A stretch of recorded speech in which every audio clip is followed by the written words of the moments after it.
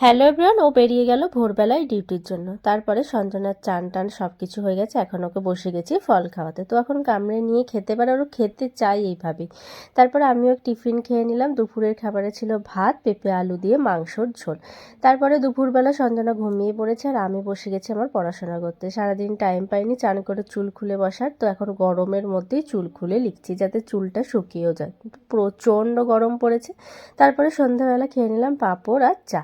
তারপরে এসেছিল সং গাজনের জন্য, পরপর 3টে সং এসেছিল। তো খুব সুন্দর সংগুলো হচ্ছে, বেশ হাসির মজা। প্রত্যেকটা সং আমি আমার ফেসবুক পেজে আপলোড করেছি, চাইলে দেখে নিতে পারেন। ডেসক্রিপশন বক্সে ফেসবুক পেজের আমার লিঙ্ক দিয়ে দিয়েছি।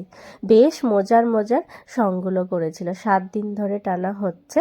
তো এই যে পরপর 3টে এখানে সং ছিল, সেগুলোই দেখে নিয়েছি। তারপরে চলে এসেছি ঘরে এসে সঞ্জনাকে খাইয়ে এখন আমিও খেতে বসে গেছি মুড়ি আর আলু ভাজা। বাই।